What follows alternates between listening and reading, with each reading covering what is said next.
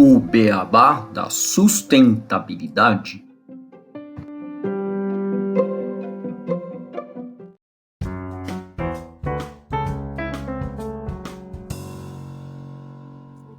Bem-vindos ao podcast O Beabá da Sustentabilidade. Este é o episódio 4, especial da COP, que a gente vai falar sobre o capitalismo que escuta a floresta. E para discutir esse tema aqui no Beabá da Sustentabilidade, eu e o Renato Gatti, a gente recebe a Cíntia Gerardi, que é co-CEO do Sistema B Brasil. Cíntia, Renato, tudo bem com vocês? Como é que vocês estão? Oi, Gustavo. Estou ótima por aqui. Contagem regressiva para a COP. Bastante intensidade, mas muito animada aí pelas perspectivas que temos pela frente. Obrigada pelo convite. Oi, Cíntia, oi, Gustavo, e a todos que estão nos assistindo ou escutando. Um prazer receber vocês, Cíntia. Uma honra estar aqui conversando com o Sistema B, a gente poder discutir um pouquinho sobre COP e como que vocês estão trabalhando, né, para esse evento tão especial e toda a atuação do Sistema B também aqui no nosso país. Tenho certeza que vai ser uma conversa sensacional. Vai ser ótimo. Obrigada por estar aqui. Uma referência para a gente, um prazer. Obrigado, o prazer é nosso. E, bom, só para fazer uma introduçãozinha ao tema, antes da gente começar a conversa, a COP30 em Belém, ela representa um marco decisivo para a ação climática global e as empresas têm um papel indispensável nessa equação. Diante de um cenário de emergência climática e crescentes desigualdades, reformular modelos de negócios tornou-se uma questão de sobrevivência estratégica, não apenas para o planeta, mas para a própria perenidade dos negócios. Empresas que continuam operando sob a lógica ultrapassada de extrair, produzir, descartar, não apenas ampliam crises ambientais, mas enfrentam riscos regulatórios, pressão de consumidores e escassez de recursos naturais. A transição para modelos regenerativos e de impacto positivo, como propõem as empresas B, alinha lucro à proteção de biomas, valorização de saberes ancestrais e redução de emissões, temas centrais da COP30. Ao adotar práticas como precificação de carbono, cadeias circulares e governança inclusiva, as empresas não apenas respondem à urgência climática, mas também capturam oportunidades em mercados emergentes, atraem investimentos de impacto e constroem resiliência diante de disrupções.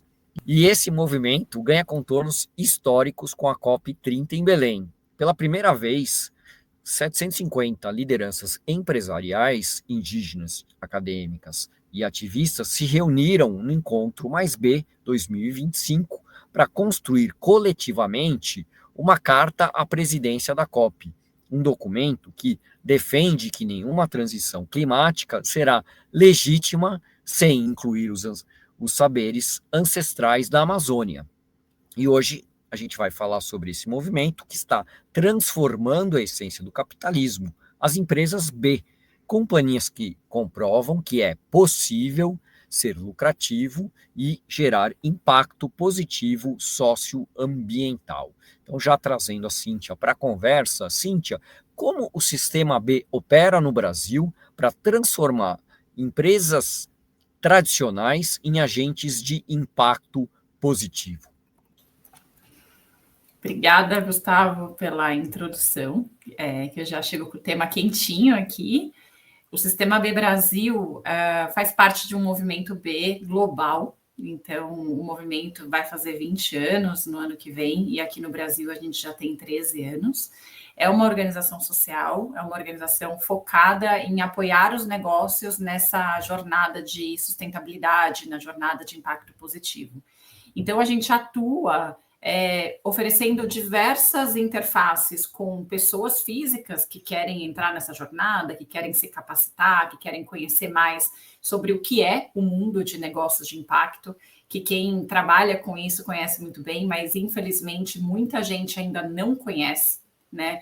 Muita gente não entende, não tem conhecimento sobre a potência que um negócio pode ter quando ele coloca no centro da sua estratégia promover, né, benefícios compartilhados. Ainda existe, a grande maioria do mercado, uma lógica de que um negócio existe para gerar lucro. E quando a gente começa a falar com as pessoas de que não é uma coisa ou outra e que é possível fazer de forma integrada, a gente vê que muitas pessoas se iluminam, inclusive, assim, descobrem uma outra forma de se conectar com aquilo que elas trabalham. Então, existe esse trabalho nosso de sensibilização, de formação de pessoas nessa temática, e a gente também faz a parte mais focada nos negócios, que é, na verdade, o centro. Tudo que o Sistema B e o movimento faz está em torno de uma ferramenta que se chama B Impact, e que apoia os negócios a entenderem onde eles têm que atuar para minimizar o impacto negativo, partindo de um pressuposto que tudo gera impacto negativo, não dá para ser míope. Então, qualquer ação humana empresarial vai gerar um impacto e a gente tem que ter a consciência de onde a gente gera impacto, como a gente reduz ao máximo esse impacto, e ao mesmo tempo um olhar de impacto positivo. Então, que legado que uma empresa pode deixar para o ecossistema que ela atua, tanto para as pessoas que trabalham com ela, seus trabalhadores, sua comunidade de abastecimento, fornecedora, seus clientes, como para o próprio meio ambiente, que não tem que ser visto como um recurso, e sim como um stakeholder que troca e que a empresa tem esse papel de deixar melhor do que ela retirou, né? Então, quando a gente fala de missão, o Sistema B tem a missão de apoiar a construção de uma nova economia mais inclusiva, equitativa e regenerativa para as pessoas e para o planeta. Essa é a forma poética de dizer que a gente apoia, né, negócios a implementarem práticas políticas que façam com que eles, de fato, tenham uma atuação que equilibra impacto e lucro, que gera benefícios compartilhados e que é mensurável. Acho que esse é o principal ponto, assim, que não é só um discurso que está, de fato, baseado em métricas comparáveis, métricas globais. E aí disso acaba saindo a certificação de empresa B, que acho que é o principal, né, serviço que hoje em dia é conhecido do movimento. As empresas que preenchem essa avaliação, que é uma avaliação, né, uma ferramenta gratuita, e chegam nos requisitos mínimos, elas submetem para a certificação, e se elas cumprem por meio de um processo de auditoria, comprovam que aquilo que ela declarou é verdade, ela se torna uma empresa B certificada. E aí, com essa certificação, ela também passa a fazer parte de uma comunidade, que é o que a gente chama de Rede B, que é a comunidade de empresas comprometidas que entre si trocam sobre oportunidades de ação coletiva, oportunidade de influência em políticas públicas, privadas, todo esse olhar da melhoria contínua. Só uma última informação, hoje são mais de 10 mil empresas no mundo que têm a certificação de empresa B, e aqui no Brasil a gente tem mais de 500 empresas já que têm operação no Brasil e que são empresas certificadas.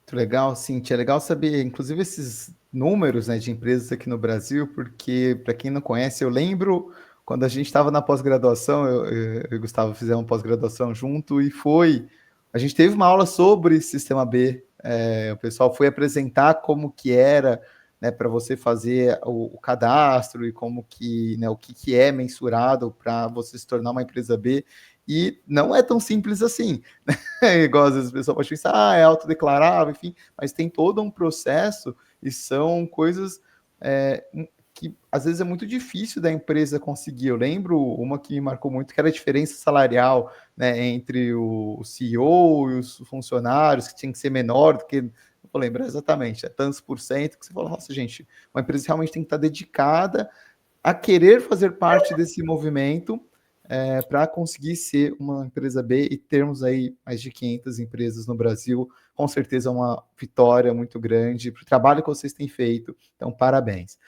Depois de ter feito toda essa... Eu acho que esse ponto, né, de ser uma certificação que olha para vários aspectos da empresa, eu acho que é o principal diferencial e, ao mesmo tempo, o que torna desafiador para que as empresas de fato cheguem lá, né? Então, assim, o fato de ser um processo robusto não é para assustar, né? É para realmente dar essa credibilidade. Muitas certificações olham para um pedacinho da empresa, olha para resíduo, ou olha para funcionário, ou olha para matéria-prima, da onde a coisa vem. E a certificação B, ela tem um olhar da interdependência do negócio com tudo que ele opera, né? Então, ela vai olhar de ponta a ponta o que a empresa faz. Significa que a empresa tem que ser perfeita em tudo? Não. Então, por isso que tem os requisitos mínimos e tem os pontos que ela pode ir ganhando. Para cada aspecto, o que a gente escuta muito é que o preenchimento da ferramenta por si é uma bússola para a empresa, porque ao preencher a avaliação, ela vai se dando conta de aspectos que ela nem pensava, que nem você comentou da diferença salarial da base e do topo. Muitas empresas falam, nossa, eu nunca imaginei que esse é um ponto relevante. Mas então você já fez a conta? Talvez esse seja o aspecto que você não vai cumprir num primeiro momento, mas você pode ter um plano de ação para que futuramente você reduza a diferença salarial. E reduzir a diferença salarial significa que você está desenvolvendo a sua equipe, que você está dando ganhos compartilhados, etc. Pode ser que uma empresa, num primeiro momento, pontue em outras coisas. O bom da ferramenta é que a hora que você começa a responder, ela te dá uma materialidade de porte de empresa, do tamanho da empresa, né? O porte, a geografia, o setor, e com base nisso, ela vai abrindo perguntas específicas que são relevantes para aquele tipo de empresa. É óbvio que uma empresa grande como a Natura, que foi a primeira de capital aberto que respondeu, não é o mesmo nível de profundidade que uma empresa startup vai responder. Então, a materialidade ela é diferente e isso faz parte do processo que a empresa vai identificando aonde que ela já está bem e aonde que ela quer melhorar, e a própria ferramenta te permite comparar com empresas com a mesma materialidade e falar assim, eu estou indo muito bem nesse aspecto e esse aspecto é um ponto que não é tão forte para o mercado. Então, esse é um diferencial competitivo para mim. Eu tenho que contar mais essa história. Ao mesmo tempo, eu não estou indo bem nessa outra métrica, que o mercado vai muito bem. Então, esse é um ponto que eu boto como plano de desenvolvimento interno, porque ele pode virar uma questão de risco futuro se eu não trabalhar hoje em dia. Então, ela te permite ter um olhar estratégico sobre a gestão do impacto. Aí que a sustentabilidade entra no centro. Ela não é só uma área, ela é o todo. Eu só ia comentar isso que eu acho muito bacana que, né, para quem está nos assistindo, nos ouvindo, às vezes, né, faz parte de uma empresa, empresas de diferentes tamanhos, você citou a Natura, podem se tornar uma empresa B e de qualquer segmento, né? Assim, a gente não tem uma limitação, né? Então, isso eu acho bem interessante. Existe uma limitação de alguns setores que são considerados inelegíveis quando tem uma restrição realmente do impacto. Então, vou te dar um exemplo, o setor armamentista. A gente não, né? Então, assim, é algo que vai contra o princípio do movimento de proporcionar o bem para pessoas e para o planeta. Então, existem alguns setores que são inelegíveis e existem alguns setores que são considerados setores controversos. Nos setores controversos, o que acontece é que uma empresa que está naquele setor, ela é obrigada a submeter documentações complementares. Vou dar um exemplo. No Brasil, o setor agrícola é um setor que entra como setor controverso. Existe muito boa prática? Existe, por isso que não é um inelegível. Acontece que existem dados que mostram que mais de 80% do desmatamento está vinculado a práticas insustentáveis de agricultura no Brasil. Então, com isso, entra esse requisito de que uma empresa no setor agrícola, ela tem que submeter algumas documentações adicionais para mostrar que onde ela tem atuação não tem questões que impactam com aspectos ambientais ou sociais que possam ser aspectos sociais e ambientais que possam ser controversos, que possam indicar uma atuação ruim. Mas o setor em si, inclusive no Brasil, é um dos setores de grandes boas práticas, porque a gente vê muita inovação muita gente querendo e mostrando que é possível fazer diferente. O legal é isso, né? Pode ser, só que tem que se esforçar um pouquinho mais, né? Dependendo do setor, alguns, igual você falou, né? Não elegíveis, mas achei bem interessante, senti legal esclarecer tudo isso para quem está nos assistindo, nos vendo, porque às vezes, né, o pessoal faz parte de uma organização, quer levar isso, né, para dentro e falar, pô, vamos começar o processo, né? Então, Cíntia, obrigado por todas as explicações, acho importante a gente contextualizar, tirar dúvidas de quem está nos escutando, né? E entrando um pouquinho no tema, né, que a gente vai trazer aqui de COP, tá chegando, a gente está gravando esse episódio, né, dia 23/10, basicamente uma semana, né, antes da COP aí, a COP começa dia 10 de novembro, e vocês fizeram, né, a gente citou ali na introdução, uma carta, né, junto com várias empresas, para levar à presidência. Eu queria que você nos contasse um pouquinho mais sobre essa carta, né? Como foi esse processo de construir um documento coletivamente, né, para influenciar essas negociações globais com todas as empresas que têm justamente esse propósito de, né, ter um impacto positivo em suas ações. Perfeito.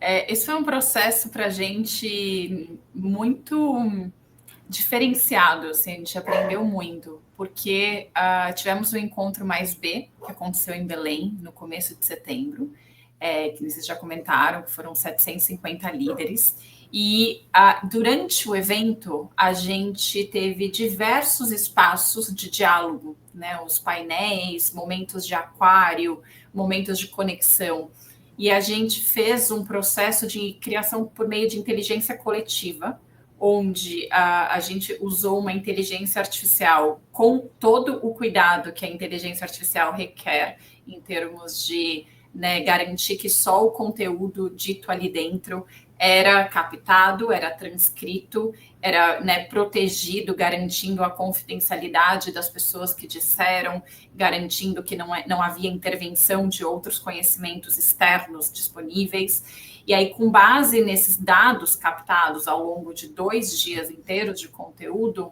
a gente redigiu essa carta.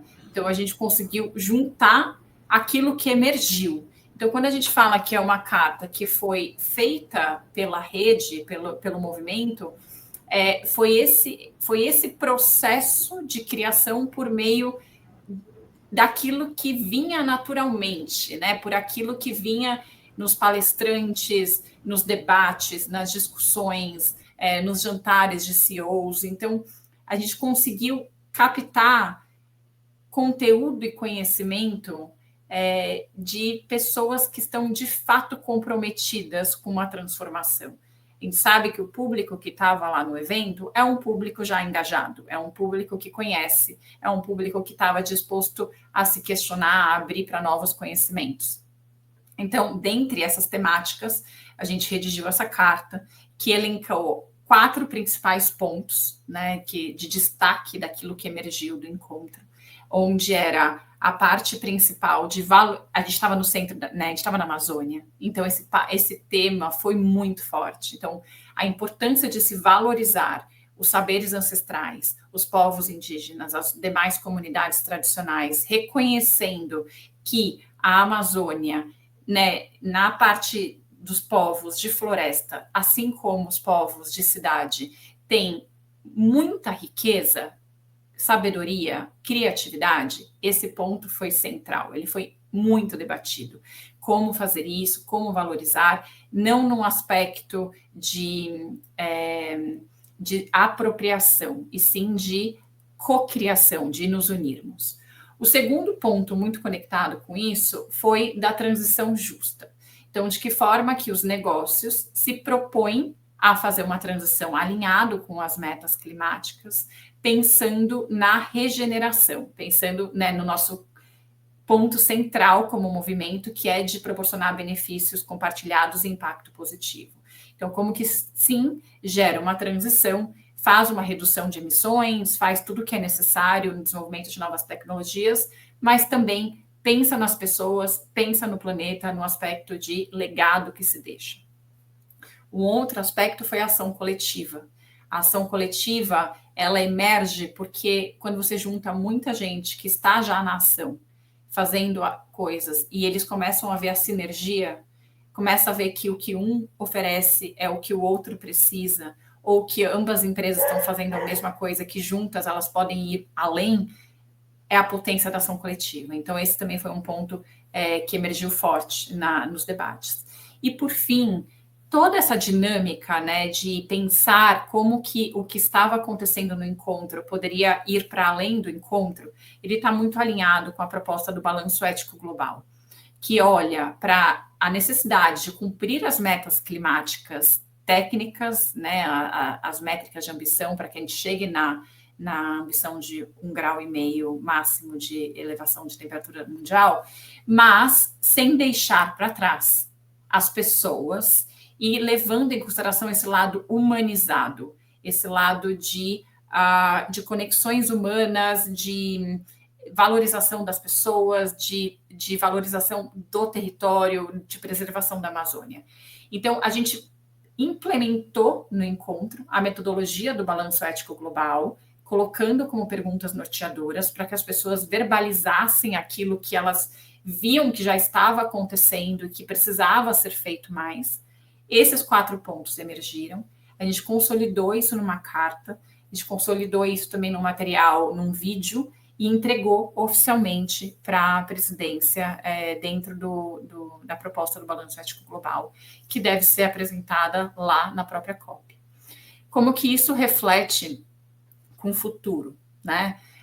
Essa foi uma carta de expressão daquilo que essas lideranças acreditam que é o caminho, né? Foi uma carta colocando para fora, assim, é isso que tem que ser levado em consideração, é isso que muitos deles já estão fazendo e eles verbalizam para o mundo, vamos por aqui.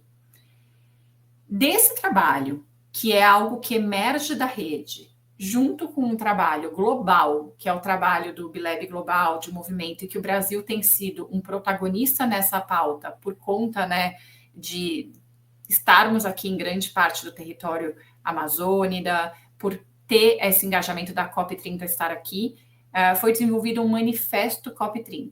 Então, o manifesto COP30, ele é muito também inspirado nisso que emerge, e ele incorpora outros aspectos relacionados à necessidade de ação das empresas, e ele, de fato, coloca para a rede empresarial uma proposta de assinatura. Então, ele fala, olha, é para cá que temos que ir, e para ir para cá é assim que tem que ser feito, né? Por meio de métricas concretas, por meio da implementação de padrões, por meio de um olhar de interdependência, por meio de um olhar que influencia políticas públicas, que coloca em protagonismo a ação coletiva. Então, esse manifesto COP30, ele de fato mostra o caminho concreto. E aí é que a gente agora, nesse momento pré-COP, está numa fase de engajamento do setor empresarial para assinar esse manifesto, se comprometendo de fato a tomar aquelas ações, tendo como ponto central a adoção de padrões e métricas de impacto, a mensuração concreta daqueles pontos, para que a gente possa ir acompanhando ao longo dos próximos anos e garantindo que a gente atinge as nossas metas como movimento, como nações e como mundo. Então, acho que queria te contar que teve esse ato muito simbólico de fechar o que foi o Encontro Mais B na entrega de uma carta à presidência, com as nossas expectativas, né, para essa COP30, em temas que têm que ser abordados e têm que ser debatidos, e, ao mesmo tempo, teve, muito inspirado nisso, o lançamento de um manifesto convocando o setor empresarial, tanto da nossa rede quanto do mercado, a, de fato, assinarem esse compromisso e a implementarem práticas e medidas que vão ser mensuráveis ao longo dos próximos anos.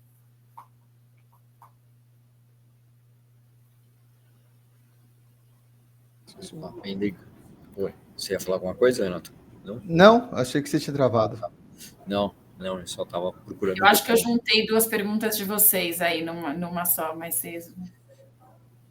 Sim, aí Na verdade, você falou um pouco, né, já em Próximo, mas fica à relação vontade se quiserem perguntar mais sobre isso. à próxima, né, em relação a como fazer essa implementação, mas eu acho que também a gente tem, né, dentro da pergunta, né, como é que as empresas menores também podem se engajar nesse movimento, né? Eu acho que... Eu até posso complementar mais sobre essa da implementação, se quiser, que eu posso falar sobre os padrões, posso falar sobre um pouco as diferentes abordagens. Então, quais seriam, né, os padrões, as abordagens, como vocês vão monitorar a implementação dessas diretrizes após a COP30, né, e como as empresas menores podem se engajar nesse movimento? Perfeito. Quando a gente olha para os padrões, que eu comentei que é o centro, né, do nosso foco de ação, a gente consegue mostrar para as empresas que a ação climática vai muito além de descarbonização. Esse é um ponto fundamental e ele entra como princípio básico lá para toda empresa B ter que atingir, né, uma meta de redução. Então, aquela parte que às vezes o óbvio não é tão óbvio, mas todas as empresas têm que fazer o seu inventário de emissões, têm que ter a clareza de onde elas emitem, têm que ter um plano de redução dessas ambições e mostrar melhoria ano após ano. Então, esse é um aspecto que está lá nas métricas, que ajuda as empresas a terem uma concretização, uma mensuração de como que elas estão com relação às suas emissões, que é a parte mais técnica da ação climática. Mas a gente também abre outros leques da ação climática, que é para a empresa entender de que forma que ela pode atuar estrategicamente.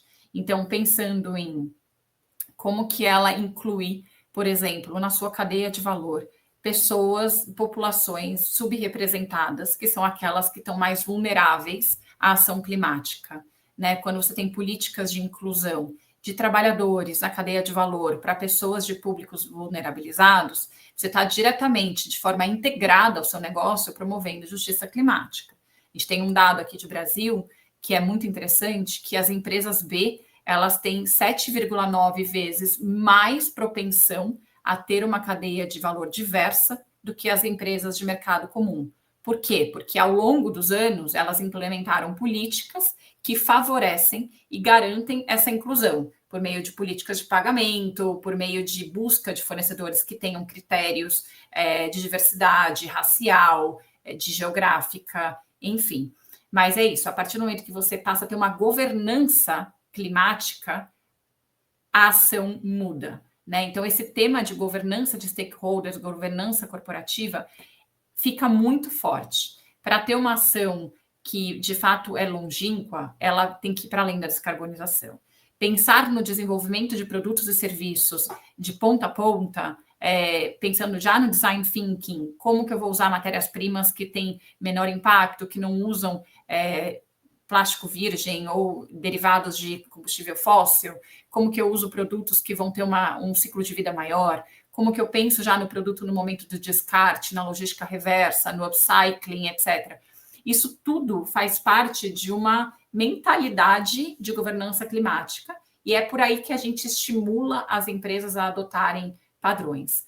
E aí é onde que ela, de fato, entra muito forte, principalmente agora que a gente está num momento de mudança dos padrões, é influenciar que as empresas também vão além do que é o mínimo esperado e que elas influenciem o mercado, que elas proporcionem momentos de governança multi-stakeholder, influenciando políticas públicas e privadas, fazendo ação coletiva. Então, esse aspecto de instigar que as empresas que já estão fazendo coisa, de fato, irem para o mercado e trazerem outros com eles, a provocarem mudanças sistêmicas de legislação, de práticas de mercado, é fundamental.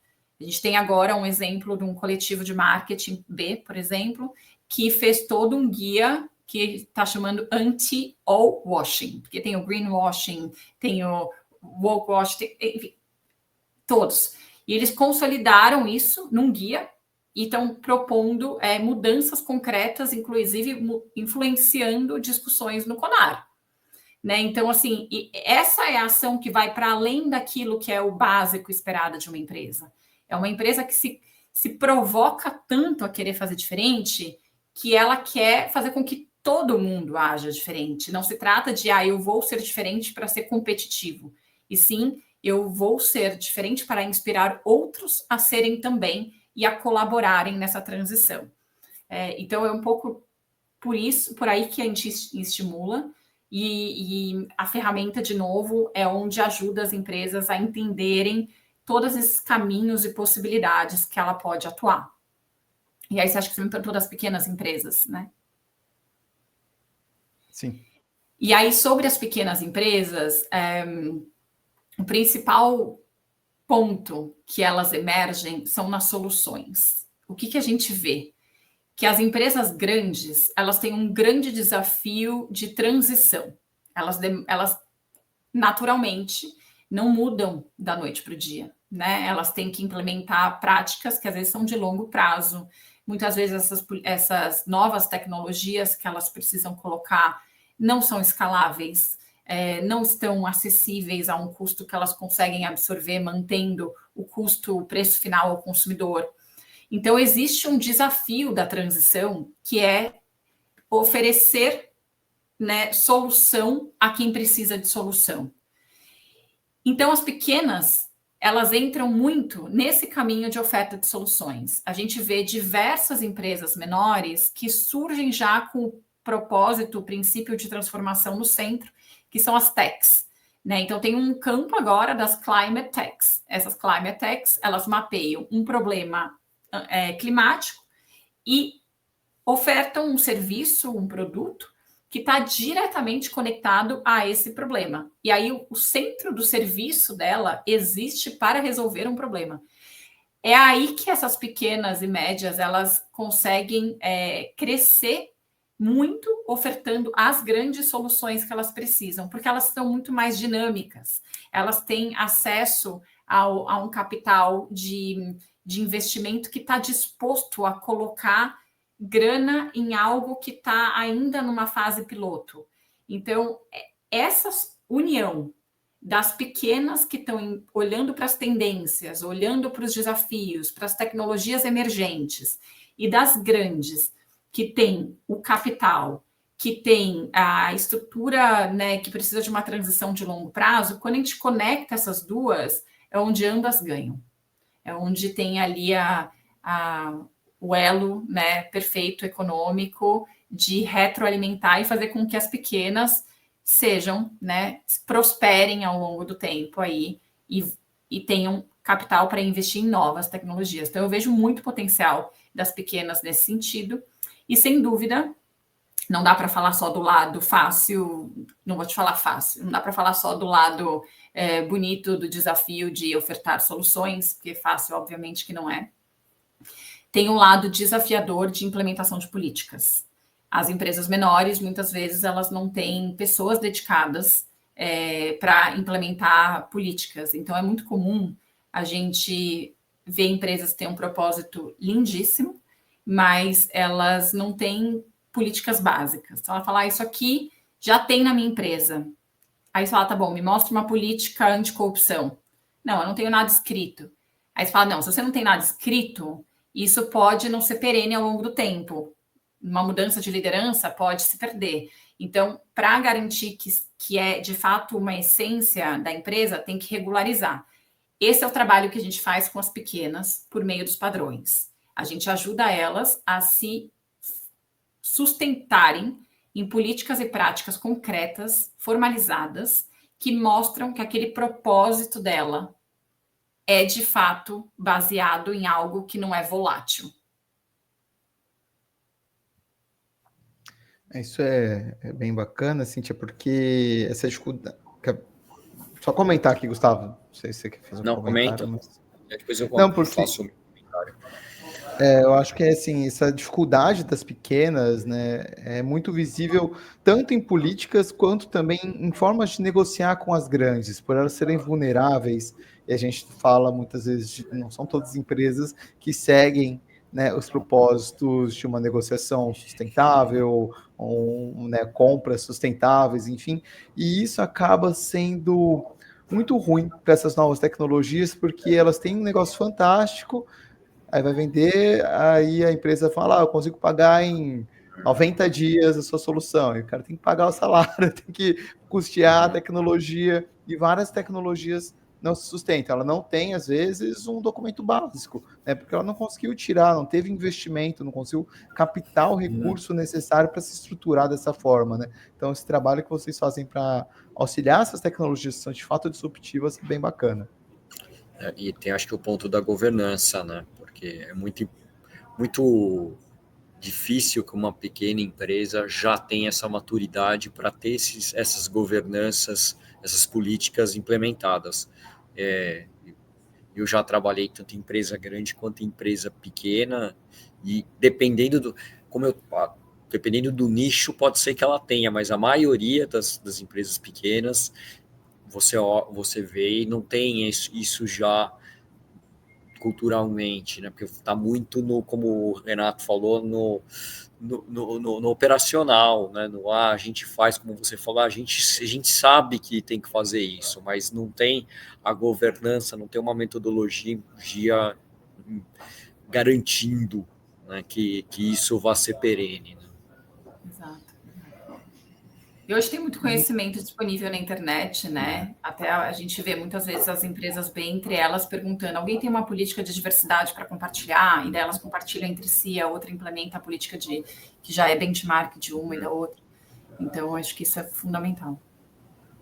Com certeza. Até a inteligência artificial, né? Você citou rapidamente que vocês usaram, né, para construir a carta, auxilia muito, né, a um custo baixo, empresas que têm esse conhecimento de utilizar de forma correta, né, ética, enfim, a conseguir entender o que o mercado precisa, estruturar essas questões de, enfim, né, governança e etc.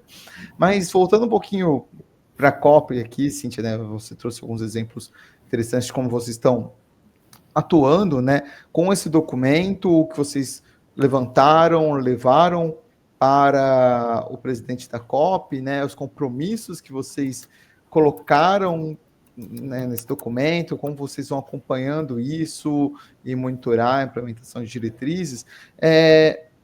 A gente, né, enfim, a COP está aí, queria que você nos contasse um pouquinho quais as expectativas que vocês estão para este evento, né? Vocês estarão participando, com certeza.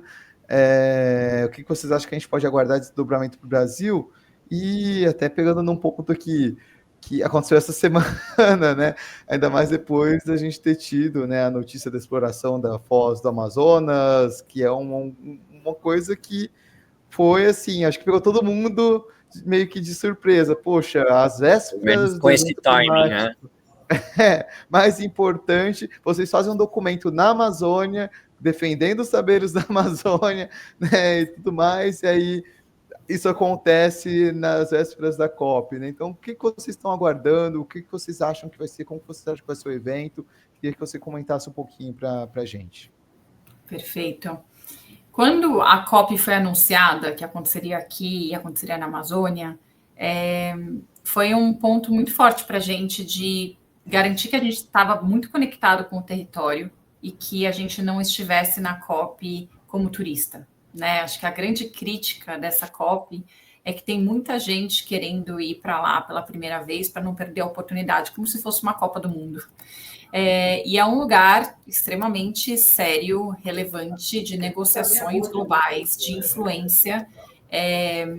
Então, quem está indo para lá tem que saber o porquê que está indo e como vai atuar, né? De que forma que vai influenciar mudanças de comportamento, ou se tem uma empresa ou alguém indo na etapa de transição com essa consciência de que eu estou indo para absorver também possíveis caminhos alternativos daquilo que eu faço hoje, e não somente ir para lá para contar o meu case se ele não necessariamente está aprofundado, enraizado.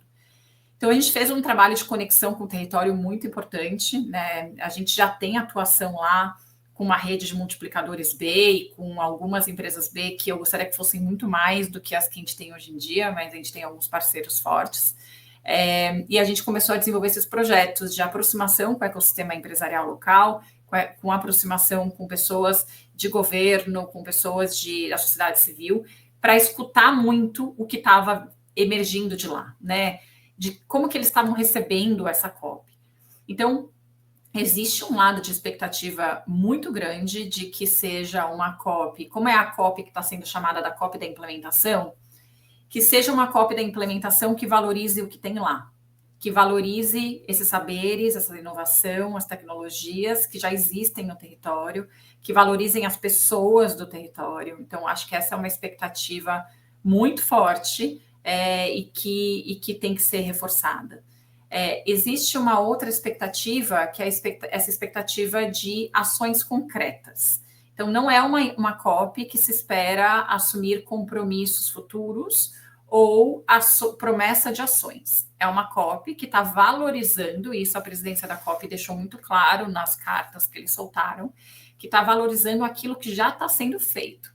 Quer mostrar de que forma que não é que é possível futuro, é que já está. E só precisa ser escalado, precisa ser implementado por outras empresas.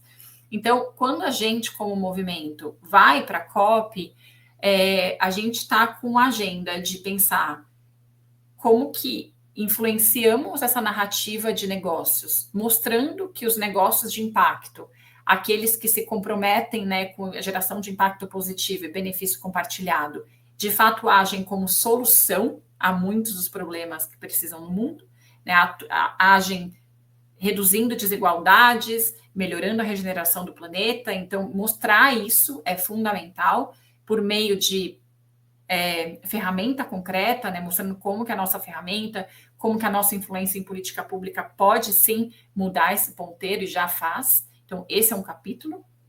E o outro capítulo é mostrar tudo que existe já na nossa rede de coisa concreta.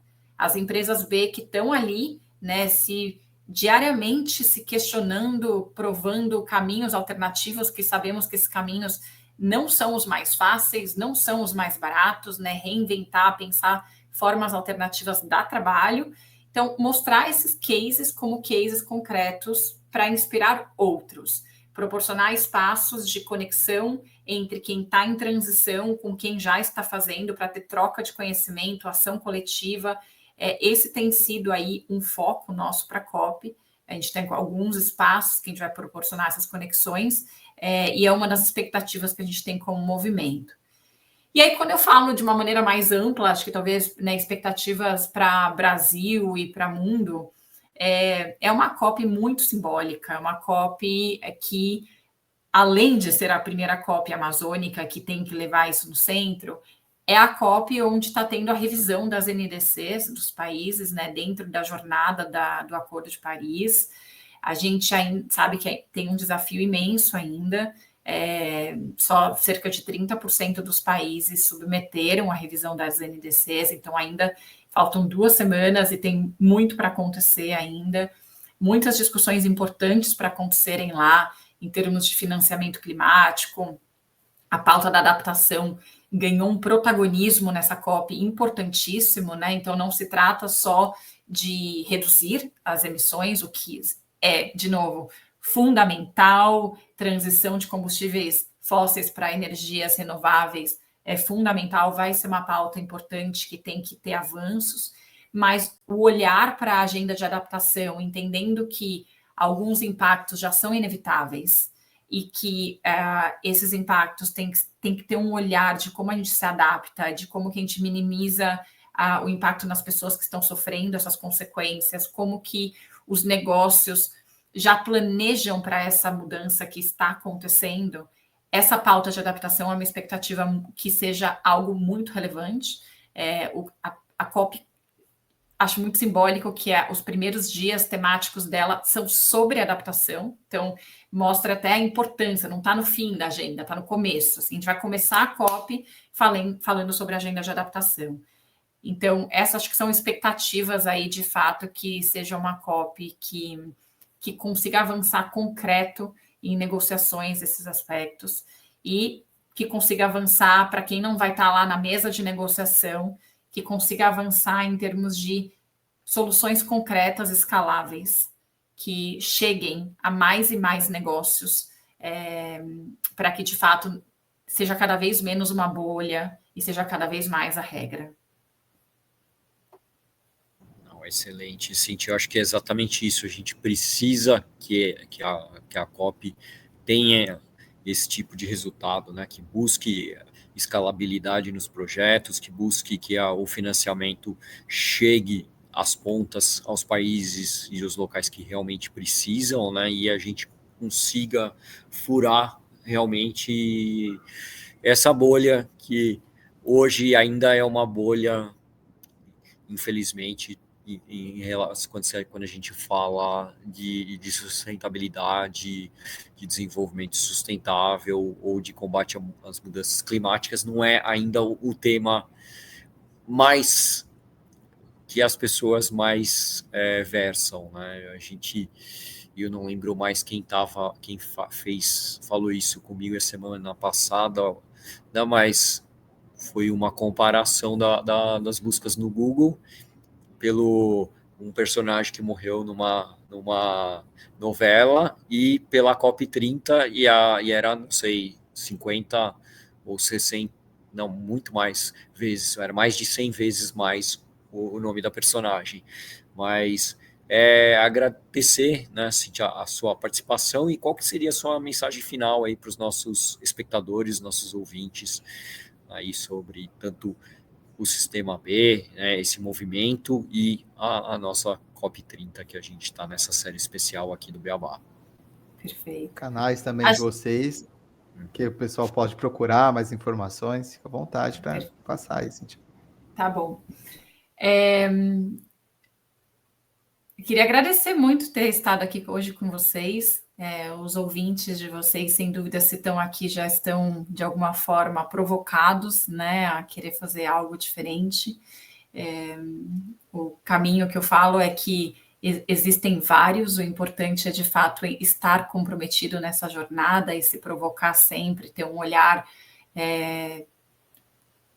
muito intuitivo e holístico de quem são as pessoas que estão fazendo acontecer, né? Quando você se relaciona com quem que eu estou fazendo negócios, quem está na minha empresa, como que eu quebro as regras daquilo que às vezes a gente fala sempre foi assim, mas tem que ser diferente, né? Como que a gente aumenta a pluralidade de visões no nosso dia a dia, garantindo que a gente tenha aí uma visão de inovação, como que a gente pensa de fato no planeta, no meio ambiente, como um ator-chave decisório para as nossas iniciativas, né, entendendo que tem a questão de riscos que estão ali inerente. Enfim, o que eu recomendo é muito esse olhar humanizado para a ação climática, não ter o medo de, quando a gente fala da ação climática, as pessoas falam, eu não entendo nada disso. E eu mesma já passei por isso, porque quando eu fiz mestrado foi a matéria que mais me assustou. E, de repente, eu descobri que a ação climática ela era muito mais parte da minha vida empresarial e pessoal do que aqueles números técnicos. Então, eu não sou uma pessoa técnica, mas hoje eu sou uma pessoa absolutamente apaixonada por essa temática, porque eu entendo o meu poder de ação de diversas formas, né? Então, que cada um se encante também por isso e faça a sua provocação no dia a dia. Quem tiver mais interesse em conhecer mais sobre o Sistema B, nossa rede social é Sistema B Brasil, no Instagram. A gente tem também o manifesto COP30, que está aberto para qualquer empresário poder assinar, se comprometendo, se convocando ali a implementar práticas e métricas que estão nessa transição. Então, muito bem-vindos para ver parte do movimento.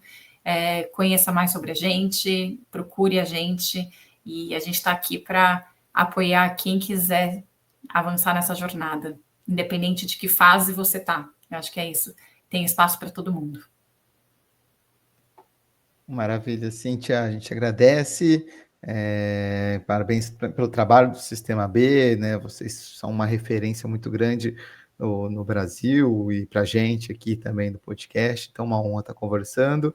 Obrigado por tudo que você trouxe, né, do que vocês estão levando para a COP, apresentar um pouquinho mais como que é o trabalho do Sistema B aqui no Brasil, e a gente deixa um convite e portas abertas para que a gente possa discutir mais esse tema.